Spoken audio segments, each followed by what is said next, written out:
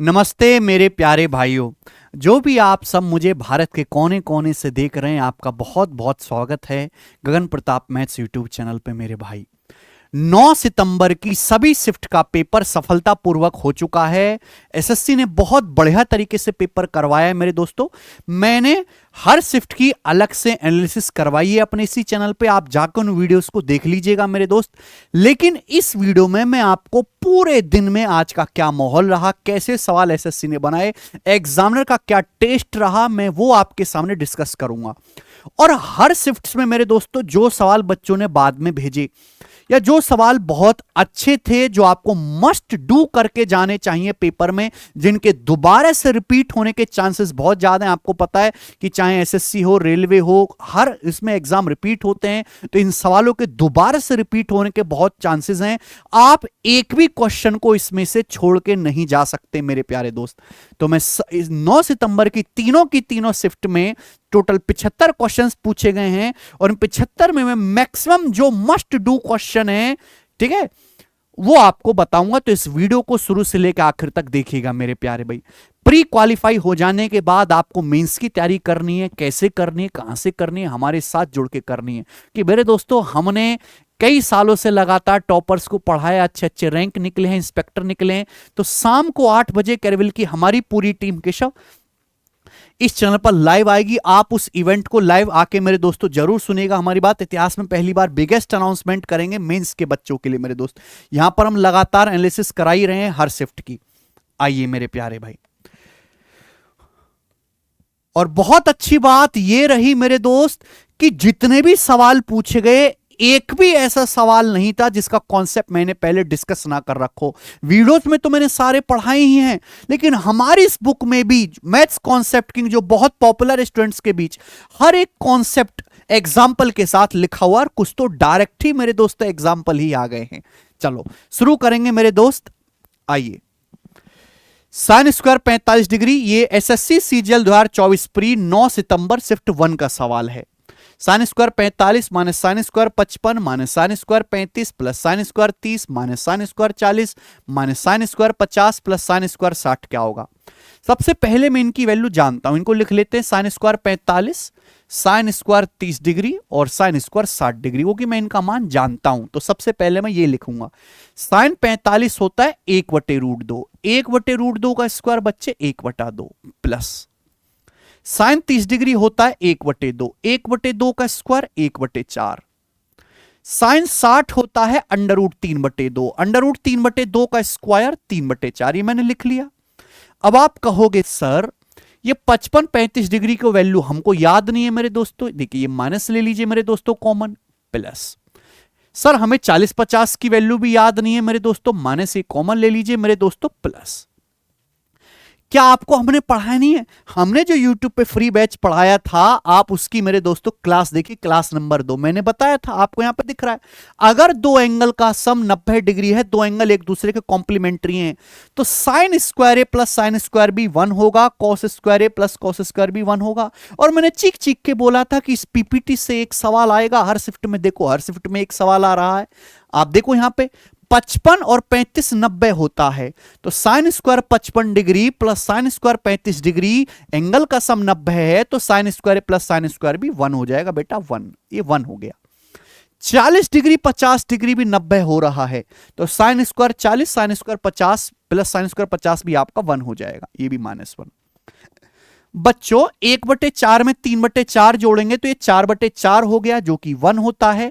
1 से एक 1 आपका कट जाएगा, तो 1/2 में से 1 घटाएंगे तो इसका आंसर माइनस का 1/2 था। तो कॉन्सेप्ट पता है तो सवाल होंगे ही होंगे मेरे भाई। बहुत ज्यादा मेहनत की जरूरत नहीं थी, जितना हमने पढ़ाया आप मात्र उतना करके जाते। ये देखिए, ये अलजेब्रा का प्यारा सा सवाल आया है सीजीएल 2024 की फर्स्ट शिफ्ट में। बताओ,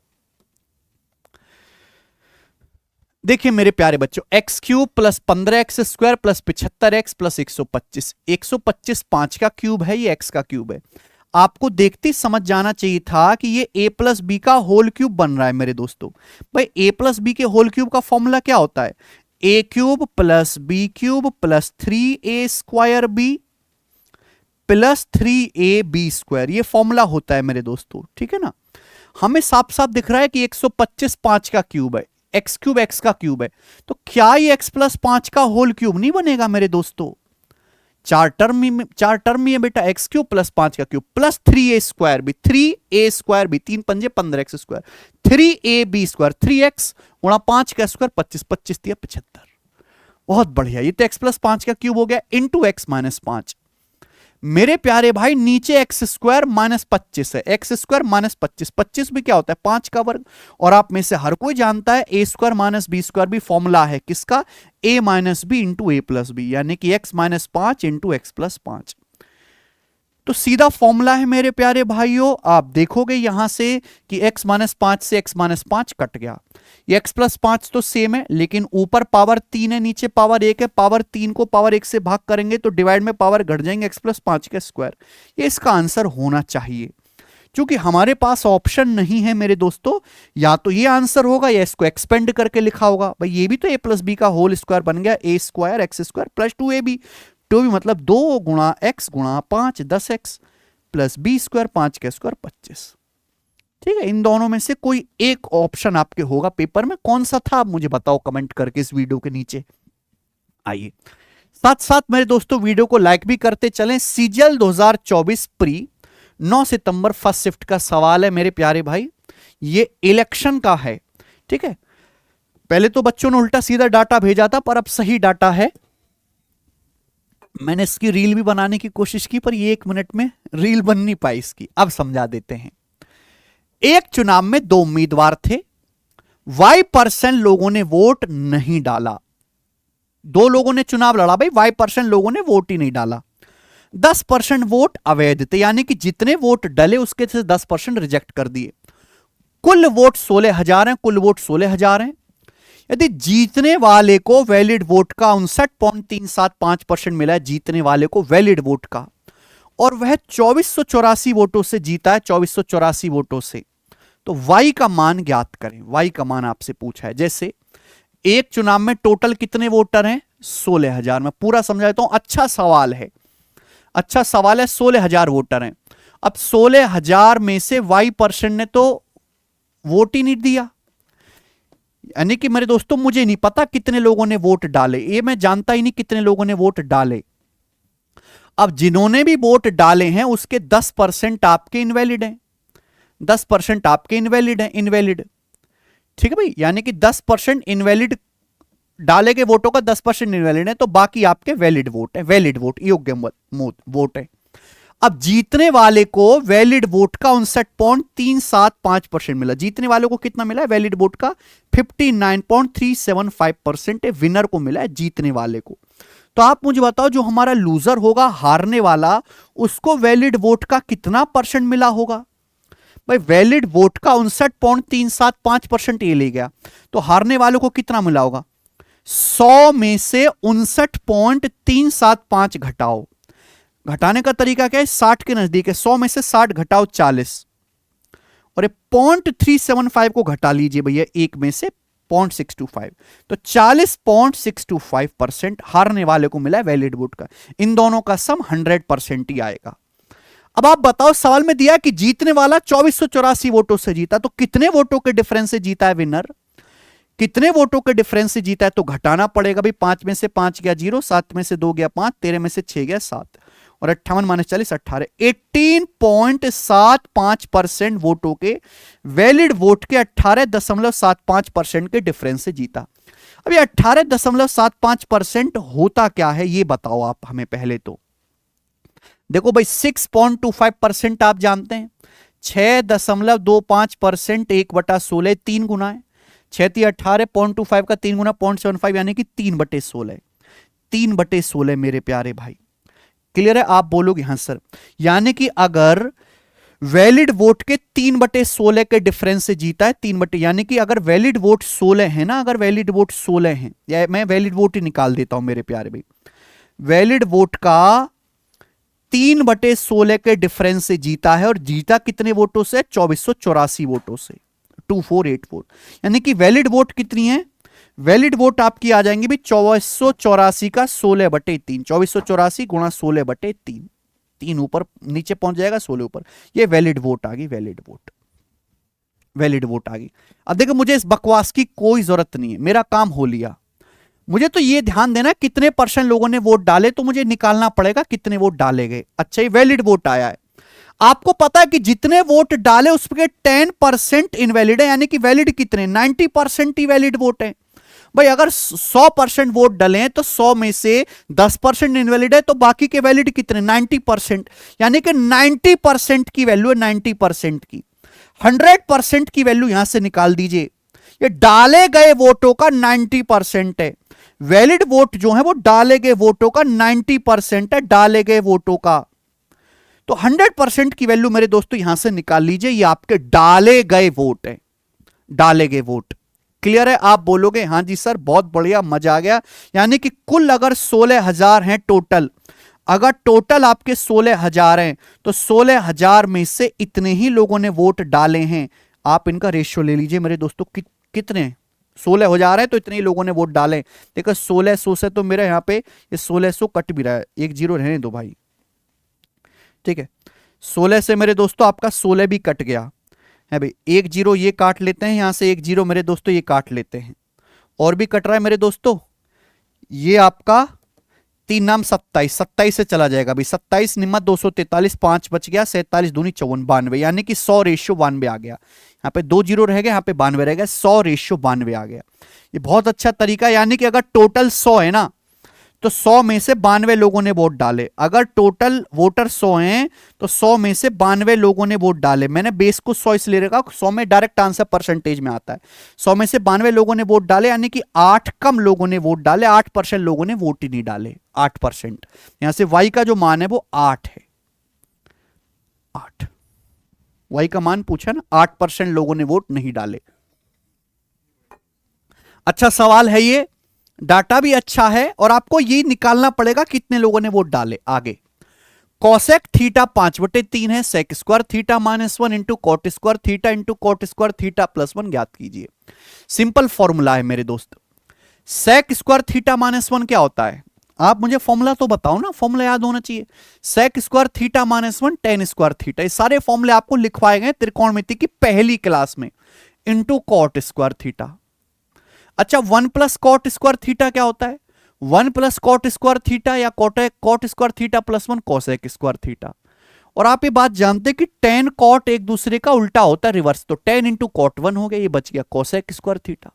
कोसेक थीटा आपका 5/3 है, तो कोसेक स्क्वायर थीटा आ गया जी 5/3 का स्क्वायर, यानी कि 25/9। तो इस सवाल का आंसर 25/9 है। मोस्ट प्रोबेबली इजीएस्ट सवालों में ये आया होगा त्रिकोणमिति के। एडवांस मैथ का वेटेज अच्छा खासा है, ठीक है।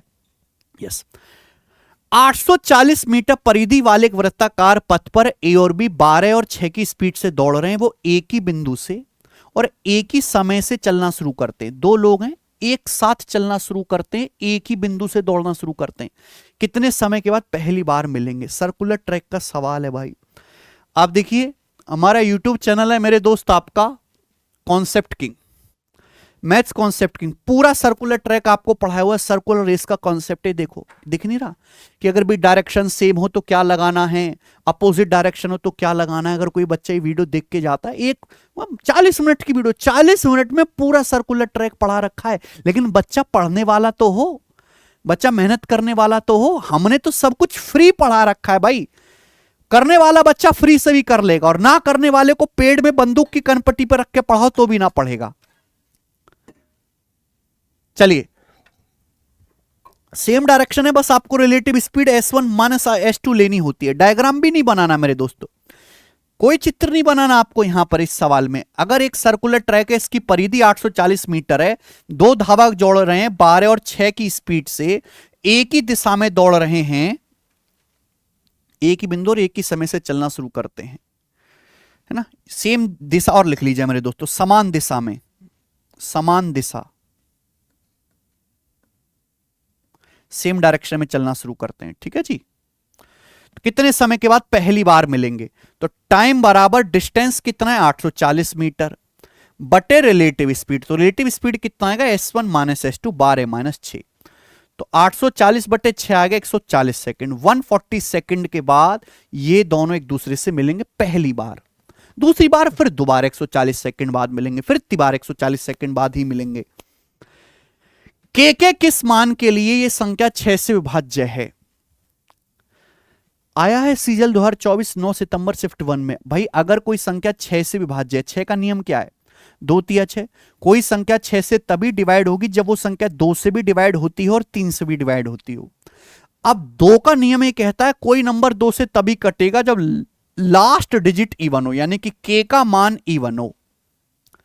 यानी कि के का मान या तो 0 हो सकता है, या 2 हो सकता है, या 4 या 6 या 8, और कुछ नहीं हो सकता।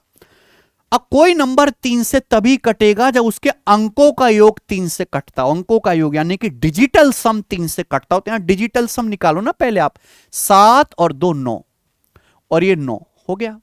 2 और 1 3 और 4 7, इस 7 प्लस के आ गया, 7 प्लस के।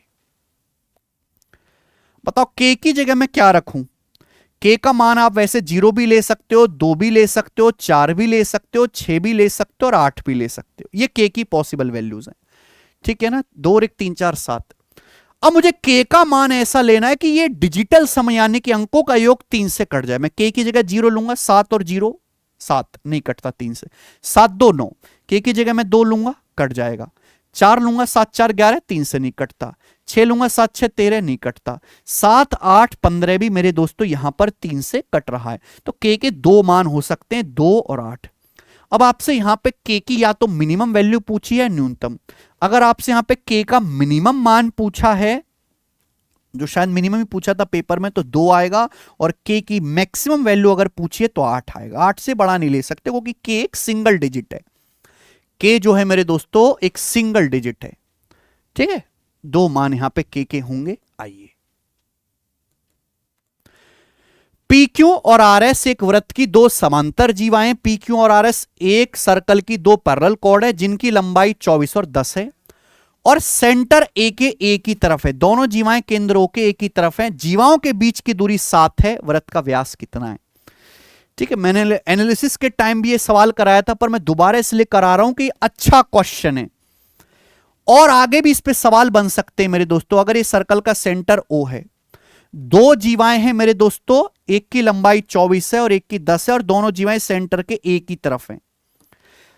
चलो यहां तो दिया है, कभी कभी ना सवाल में बताया नहीं जाता, केवल ये कह देता है 2 समांतर जीवाएं एक सर्कल की। अगर ये ना भी बताया जाए तो आप दोनों जीवाओं को एक ही तरफ बनाओगे। लंबाई 24 10 है, सेंटर के बीच की दूरी 7, जीवाओं के बीच की दूरी 7 है। देखो अगर आप सेंटर से दोनों जीवाओं पे परपेंडिकुलर डालेंगे तो नियम ये कहता है मेरे दोस्तों कि जीवाएं समद्विभाजित होंगी, आधा आधा होंगी, आधा आधा।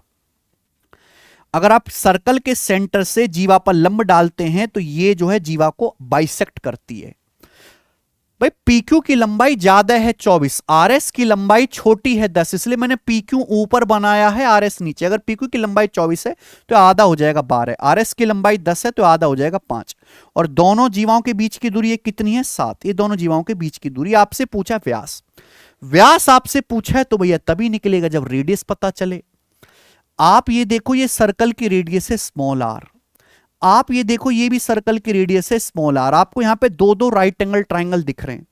बेसिक तरीका है दोनों में पाइथागोरस थ्योरम लगाओ, लेकिन नहीं करना होता भाई। ये 12 है, ये 12 5 का डिफरेंस दे रखा है 7। अगर कभी भी डिफरेंस दिया हो 12 5 का डिफरेंस 7, तो 12 5 को देख के दिमाग में कुछ घंटे नहीं आती? 12 5 13 ट्रिपलेट होता है। कहीं ऐसा तो नहीं कि ये 5 हो। अगर ये लेंथ मैंने 5 माना है कि अगर ये लेंथ 5 हो तो 5 है, ये 12 है, पूरा कितना आ जाएगा रेडियस? 13 आ जाएगा। 13। इस वाले ट्राइंगल को देखो, इस वाले ट्राइंगल को देखो, ये 5 7 12 है, ये 5 है, फिर से मेरे दोस्तों रेडियस 13 आ जाएगी, फिर से रेडियस 13 आ जाएगी, यानी कि रेडियस तो 13 सेट हो गया। 5 12 13, 5 12 13 का ट्रिपलेट बनना है। 13 आपका रेडियस है, व्यास 26 है, डी। भाई ये सवाल तो अब पेपर में आ रहा है, ये तो मैं आपको बहुत पहले बता चुका। मैंने पूरी स्पेशल वीडियो बनाई है अपने कॉन्सेप्ट किंग चैनल पे, geometry circle chord complete concept, parallel chord के जितने भी सवाल होते हैं सब डिटेल वीडियो बनाई है। ये वीडियो जो मैंने आपसे 6 महीने पहले ही पढ़ा दिया था। देखो यहां डाटा ही तो अलग है। दो जीवाएं जिनकी लंबाई 1448 है, जीवाओं के बीच की दूरी 17 है, त्रिज्या बताओ। कि जब भी डिफरेंस होता है बिना एक्स माने कर सकते हो, बिना पाइथागोरस थ्योरम लगाए, केवल ट्रिपलेट के इस्तेमाल से, ठीक है ना। और भी अगर दोनों जीवाएं सेंटर के एक तरफ ना होके दोनों तरफ हो मेरे दोस्तों, तो कैसे करना है वो भी मैंने आपको समझाया है ना। हर तरीके का सवाल इसमें तो बहुत ईजी है। कोई कैलकुलेटिव डाटा का सवाल है जिनमें आपको एक्स मान के करना पड़ेगा, बेसिक से मैंने वो भी समझाया भाई। पढ़ने वाले तो हो, जो हमने पढ़ाया वही आया है। और कितने सवाल तो बैच की सीटों से, जीरो टीरो से डायरेक्ट मैच हुए हैं, डायरेक्ट। ठीक है, आइए ये वाला करके दिखाइए। फाइंड द वैल्यू ऑफ के का मान बताओ। सीजीएल 2024 9 सितंबर शिफ्ट 1 का सवाल। यहां पे आपको मेरे दोस्तों मात्र कैलकुलेशन करनी थी और कुछ नहीं है। यहां देखिए भाई, 88 डिवाइडेड बाई 8, पहले डिवाइड होता है ना, बाद में मल्टीप्लाई, बोर्ड मास लगे। 88 डिवाइडेड बाई 8 11, 11 की के में गुणा करेंगे, 11 के -3 3 9 बराबर। अब 6 का स्क्वायर 36, 36 में से 35 घटाएंगे 1, 1 प्लस के स्क्वायर ये हो जाएगा। ठीक है, तो ये के स्क्वायर 11 के उधर चला जाएगा, माइनस का 11 के, -9 उधर चला जाएगा, 1 और 9 10 बराबर 0। ये बन गया भाई। ठीक है, तो ये द्विघात समीकरण बन गई, क्वाड्रेटिक इक्वेशन। और मुझे यहां से क्वाड्रेटिक इक्वेशन सॉल्व करनी है दोस्तों। क्या आप कर नहीं सकते? ऐसी दो संख्याएं ढूंढो जिनकी गुणा करके तो प्लस का 10 आता हो, प्लस का 10 गुणा करके, और जोड़ के माइनस का 11 आता हो, तो 1 और 10। लेकिन जोड़ के -11 आना चाहिए, तो माइनस लेना पड़ेगा। ये हो जाएगा ना भाई, के स्क्वायर -11 के। हाँ, ये ऐसी दो संख्या, इनकी गुणा करूंगा -1 की -10 में, प्लस का 10 आएगा, जोड़ूंगा तो -11 आएगा। जो भी वैल्यू आते हैं इनका साइन रिवर्स करना पड़ता है। माइनस है तो प्लस करो, प्लस है तो माइनस करो। तो यहां से के की दो वैल्यू आ गई। के यहां से दो मान बनेंगे मेरे प्यारे भाई, 1 और 10। 1 और 10 यहां से के की दो वैल्यू बनेंगी। ठीक है, खत्म। ये सीजीएल 2024 की 9 सितंबर वाली शिफ्ट में पूछे गए बेस्ट जो है क्वेश्चंस थे 8। और मैंने आपको करा, जिसमें इलेक्शन वाला सवाल वाकई में काफी अच्छा था, और लेकिन डुएबल था। ऐसा नहीं कि आप पेपर में कर ही ना पाओ। ठीक है दोस्त, सारे के सारे कॉन्सेप्ट आपको पता है, मैथ्स कॉन्सेप्ट किंग बुक से हैं। 2023 का आपका जो सीनियर टॉपर है वो भी इसी बुक से पढ़ा था। उसने तो और कुछ किया भी नहीं था, उसने तो कोई प्रीवियस ईयर के सवाल भी नहीं लगाए थे, वो तो बैंक की तैयारी कर रहा था मात्र। कॉन्सेप्ट किंग बुक ली, सारे कॉन्सेप्ट सीखे, उस पे एक एग्जाम्पल करा, पेपर दिया, टक से उसका रैंक 1। आप भी अजूबा कर सकते, लेकिन आपको पढ़ना पड़ेगा। सही कंटेंट, सही रिसोर्सेज बहुत जरूरी है मेरे दोस्तों। हम प्री से लेके मेंस तक बच्चे को उठाते हैं, तभी इतने ज्यादा सिलेक्शन हमारे निकलते हैं। कैरविल हमेशा से टॉप पे था, है और रहेगा मेरे दोस्त। ठीक है, अब दूसरी शिफ्ट के करेंगे। अब होगा भाई सीजीएल 2024 प्री 9 सितंबर शिफ्ट 2 के सवाल मैं आपको कराऊंगा, और हम फटाफट करेंगे। Sine cube A minus cos cube A upon sine A minus cos A की वैल्यू क्या होगी? आपको पता है मेरे दोस्तों formula, A cube minus B cube upon A minus B. Formula होता है A square plus B square plus A B, यही फॉर्मूला होता है। यहां यही तो है। तो sine cube A minus cos cube upon sine A minus cos A क्या आएगा मेरे दोस्तों? साइन स्क्वायर ए प्लस कॉस स्क्वायर ए प्लस साइन इंटू कॉस। अच्छी बात यह है कि साइन स्क्वायर ए प्लस कॉस स्क्वायर ए 1 बन जाएगा, तो 1 plus sine into cos. Short में लिखा करो, साइन को एस, कॉस को सी। सॉल्व करना तो ऐसे ही करना जी। ये बताइएगा, अगला सवाल प्रॉब्लम है जिसे 7 साल पहले पिंकी की उम्र अपने बेटी की उम्र से 4 गुना थी।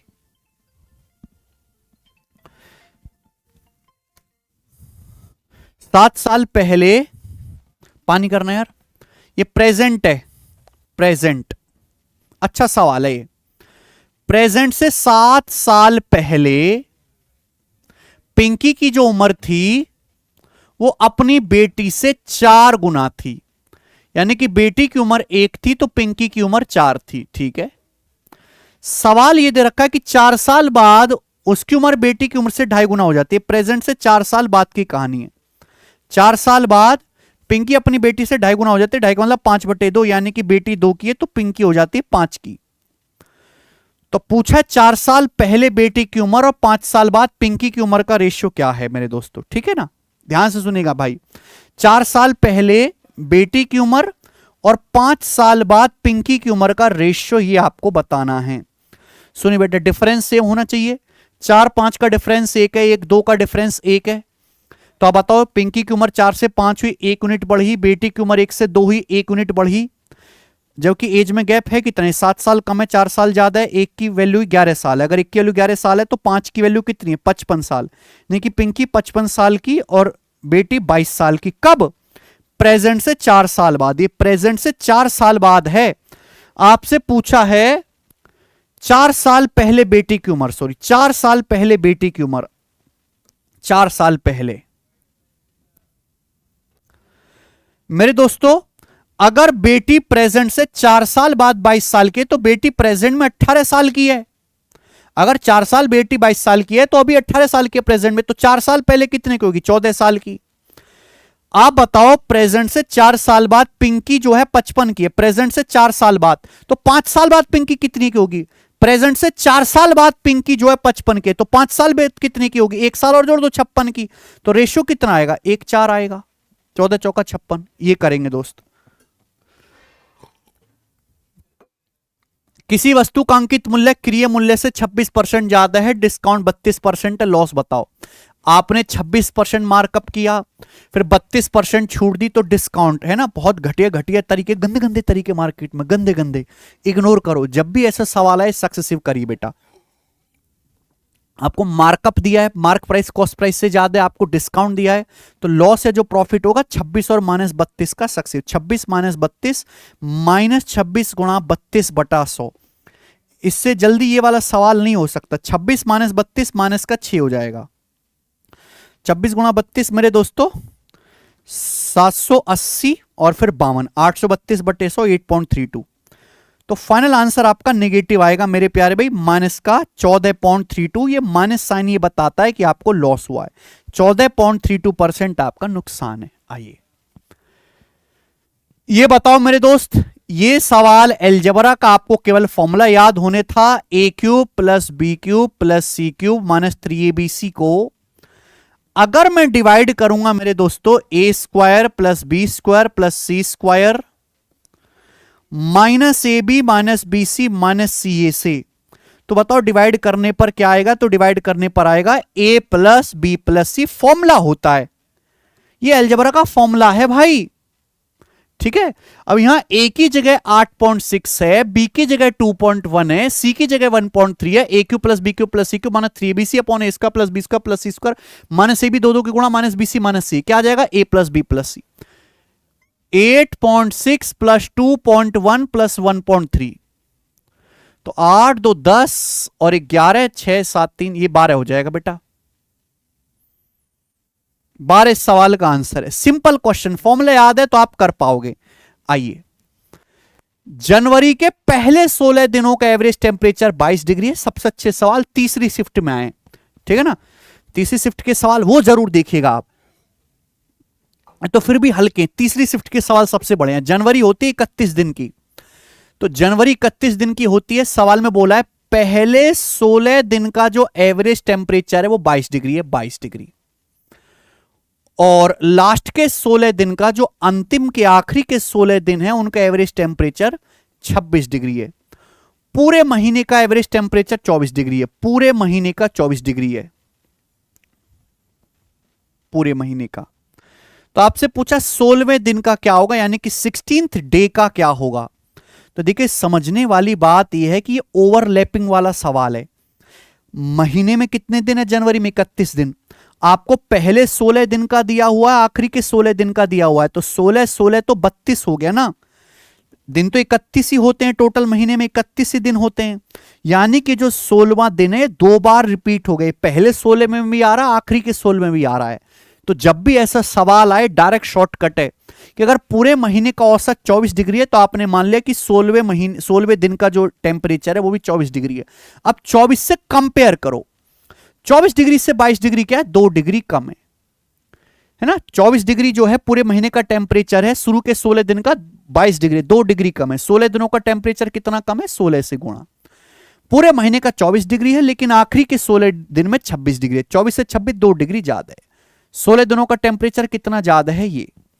अब यहां से डेविएशन निकालेंगे मेरे दोस्तों, है ना, ये डेविएशन है, मैं तुलना किया, जब ये डेविएशन में निकालूंगा तो डेविएशन कितना आएगा, 0 आ जाएगा, 0। जब डेविएशन 0 ही आ गया तो बात खत्म, यही आपका टेम्परेचर हो गया 16वें दिन का। जो भी आपका डेविएशन आता उसे हम पूरा का पूरा डिवाइड कर देते मेरे प्यारे भाई 31 दिनों में। आइए, 15.75 सेंटीमीटर त्रिज्या वाले एक सर्कल के त्रिज्या खंड के चाप की लंबाई 22 है, त्रिज्या खंड का क्षेत्रफल क्या है। थोड़ा सा डाटा इधर उधर हो सकता है कि भाई एक सर्कल है, सर्कल की रेडियस आपको 15.75 दी है, आर्क की लंबाई 22 है, सेक्टर का एरिया का फॉर्मूला हो गया 1/2 L गुणा R, ये फॉर्मूला है अगर आपको चाप की लंबाई दी है और रेडियस दी है सर्कल की। यहां पे आर्क की लंबाई 22 है, रेडियस आपका कितना है, 15.75 है, तो 2 से 22 आपका 11 बार कट जाएगा, फिर 11 पंजे 55, 5 हासिल 5, 11 सत्ते 77, 5 82, 2 हासिल 8, 11 पंजे 55, 8 63, 3 हासिल 6, 11 कम 11 6 17, तो आएगा 173.25 सेंटीमीटर स्क्वायर।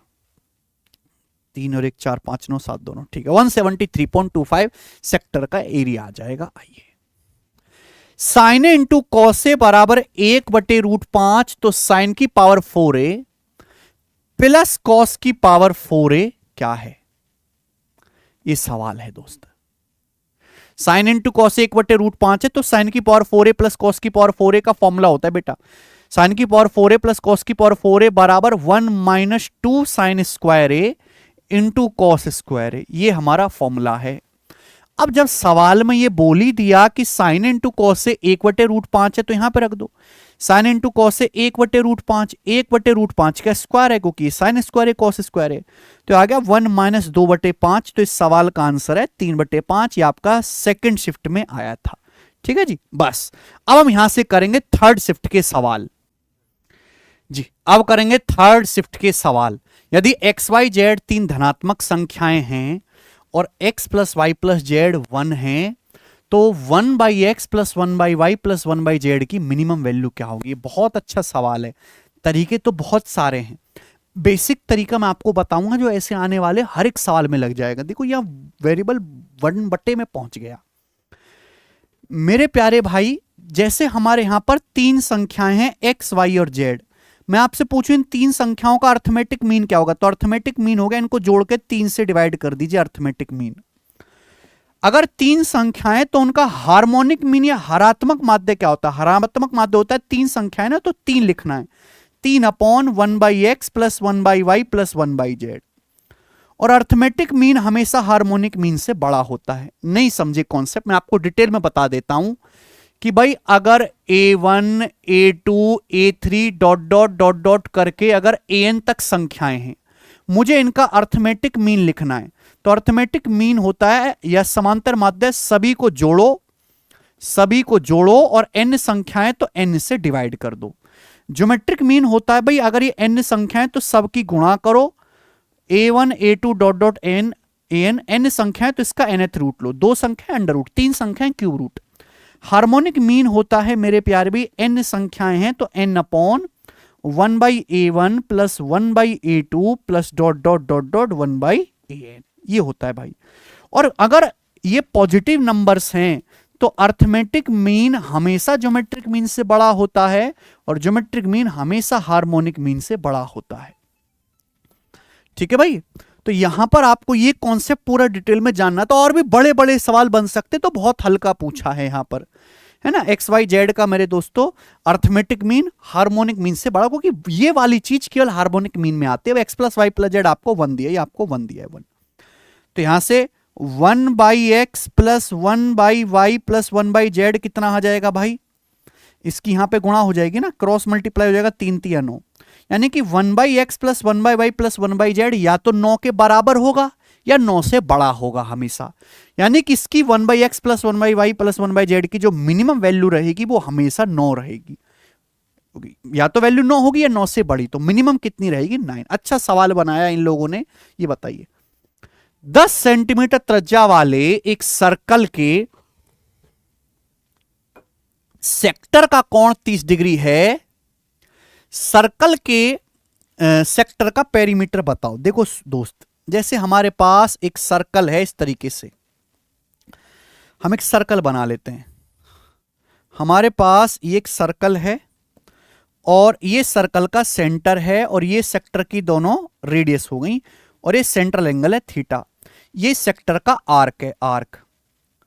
तो पेरीमीटर जो हो गया सेक्टर का परिमाप, वो होता है चारों ओर की बाउंड्री। चारों ओर की बाउंड्री मतलब मुझे पेरीमीटर निकालना है तो मुझे रेडियस ये लेना पड़ेगा आर, मुझे ये लेंथ ऑफ आर्क भी लेना पड़ेगा, ये रेडियस आर। तो आर प्लस आर यानी कि 2r प्लस एल होता है। बात आई ना समझ में? यहां पर रेडियस तो 10 सेंटीमीटर दे रखी है, तो ये आर्क की लंबाई क्या आएगी? आर्क की लंबाई आएगी 2 पाई आर। पाई का मतलब 3.14, क्योंकि डाटा तो 22/7 से कटेगा नहीं, आर यहां पे 10 है भाई।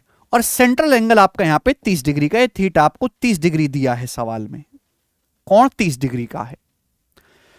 यानी कि 30/360 डिग्री हो गया मेरे दोस्तों। आप बोलोगे हां जी सर बिल्कुल सही, कोई भी परेशानी नहीं है। तो 0 कट गया, 2 तिया 6 से आपका ये 6 बार कट गया, ये आ गया मेरे दोस्तों यहां पर 31.4/6। तो 6 पंजे 30, एकम 6 दूनी 12 और 6 तिया 18, अप्रोक्स 5.23 सेंटीमीटर आर्क की लंबाई आ गई। आपसे पूछे सेक्टर का परिमाप, तो परिमाप क्या आएगा भाई? ये रेडियस 10 है, ये रेडियस 10 है, 10 10 20 हो गया।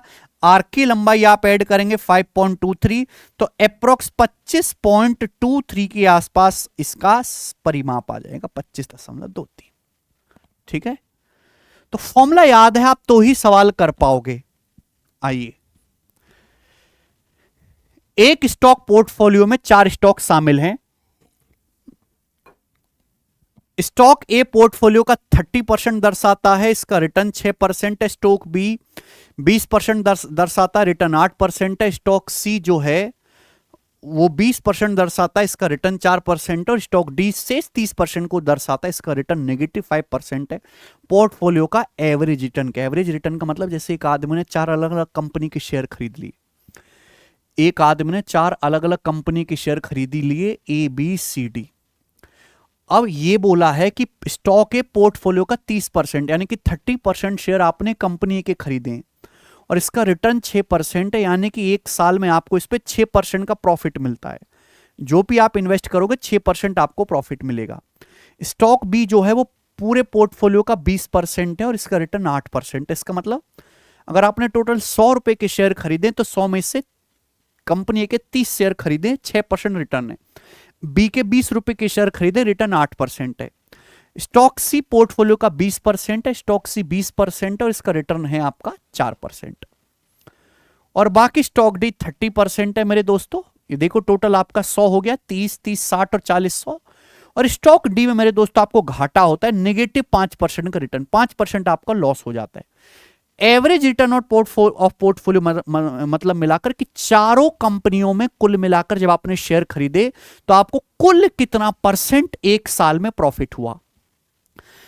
यहां आपने 30 रुपए इन्वेस्ट करे तो 30 का 6% कितना होता है? 1.8 आपको प्रॉफिट हुआ, वेटेड एवरेज। यहां 20 रुपए का 8%, 20 अट्ठे 16 है भाई, 1.6 हो जाएगा, प्रॉफिट हुआ। यहां 20 का 4% आप निकालेंगे 80, यानी कि 0.8 हो जाएगा। यहां आपको नुकसान हुआ 30 का 5%, यानी कि मेरे दोस्तों माइनस का 1.5।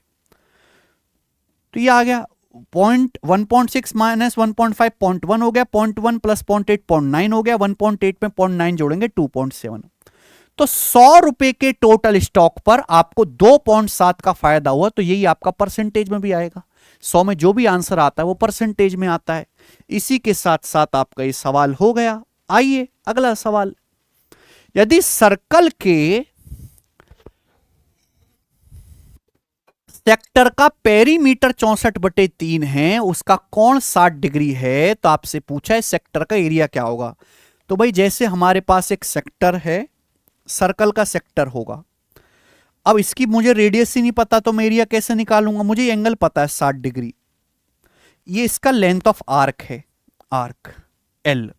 तो आप मुझे तो पेरीमीटर क्या आएगा? सब कुछ जोड़ेंगे भाई, पहले तो r प्लस r 2r हो जाएगा। अब ये लेंथ ऑफ आर्क है, लेंथ ऑफ आर्क का फॉर्मूला आप जानते हैं, अगर किसी सर्कल की रेडियस आर है तो उसका सेक्टर आएगा बेटा 2πr गुणा थीटा बाई 360 डिग्री, ये होता है। तो 2r प्लस 2, पाई का मतलब 22/7 है, आर मुझे पता नहीं, कोण आपको 60 डिग्री दिया हुआ है तो 60/360 डिग्री, ये पेरीमीटर हो गया भैया। कितना दिया आपको? 64/3 दिया है, 64/3। तो यहां से क्या मैं रेडियस निकाल सकता हूं? 60 से 360 आपका 6 बार कट जाएगा, 2 से 6 आपका 3 बार कट जाएगा, तो 2r प्लस यह आएगा 22/21r बराबर 64/3। ठीक है ना? तो 21 दूनी 42 प्लस 22, 64r/21 आ गया मेरे प्यारे भाई, बराबर 64/3। 64 से 64 कट गया, स्मॉल आर आ गया जी 21/3 यानी कि 7। तो सिंपल कैलकुलेशन है ये मेरे दोस्तों, इस सेक्टर की रेडियस आ गई 7। आपसे पूछा सेक्टर का एरिया, त्रिज्य खंड का क्षेत्रफल। सेक्टर के एरिया का फॉर्मूला नहीं जानते आप क्या? पाई आर स्क्वायर गुणा थीटा बाई 360 डिग्री। रटा हुआ होना चाहिए। कब तक गधों की तरह फॉर्मूला लगाओगे? अगर सर्कल की रेडियस 7 है तो पाई आर स्क्वायर 154 आएगा। रख के देखिए, पाई की जगह 22/7, रेडियस की जगह 7। थीटा यहां पे मेरे दोस्तों आपका 60 डिग्री है, तो 60/360 हो जाएगा मेरे दोस्तों आपका ये। ठीक है, ये 6 बार कट गया, 154/6, 2 से जाएगा 77/3, तो 77/3 सेंटीमीटर स्क्वायर। अच्छा सवाल है, very very nice and good quality question.